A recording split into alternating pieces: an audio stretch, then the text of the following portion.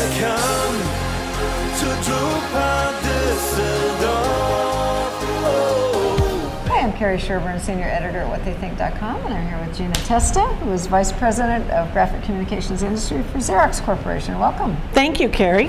So we're almost too fast approaching drupa 2012, and we're kind of interested. This is would be Xerox's fourth drupa. That is correct. And I think you launched the iGen in 2000 at drupa. In 2000, yes, we did. So maybe you could talk a little bit about why you think drupa is an important show for an exhibitor and from the attendee perspective.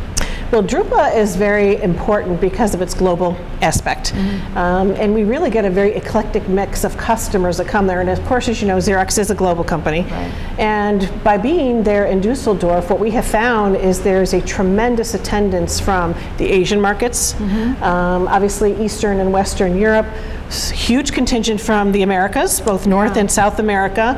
There really is no other show like it. And for those that have been to a drupa, you'll know what I'm talking about. The numbers are huge. It spans a good 2-week period of time. So therefore, it gives you plenty of time to see what you need. But it's something that people need to plan for and start thinking about now, because guess what? It's May 3rd. Yeah, right. It's coming right up.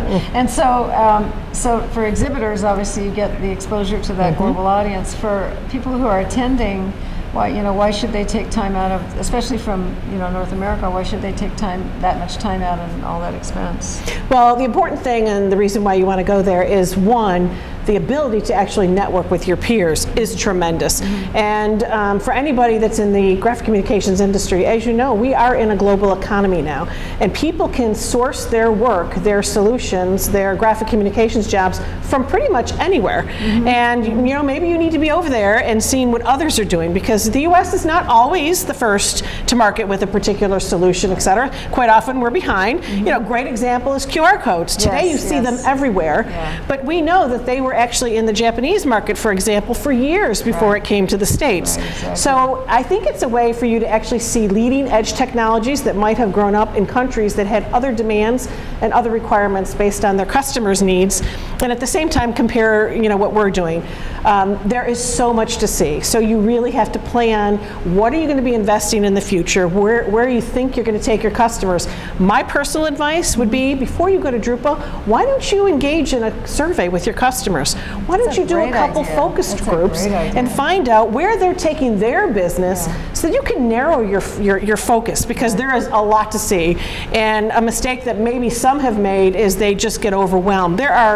There's hall after hall. Do you even know how many? I mean, there's 10, 50. There's 21 this 21 year. halls. There's 2 new halls. I mean, you would be walking miles if you actually saw it all. It's 1.8 million square feet or something like that. So you really have to plan. What are you looking for? What do you want to achieve and accomplish? And approach it really with a strategic plan. And drupa, on their website, they provide a lot of great tools. They have great tools. And then also, if you have key vendors, you should probably make appointments, right? Absolutely, because for us at Xerox, for example, we really have a very elaborate hosting scheme.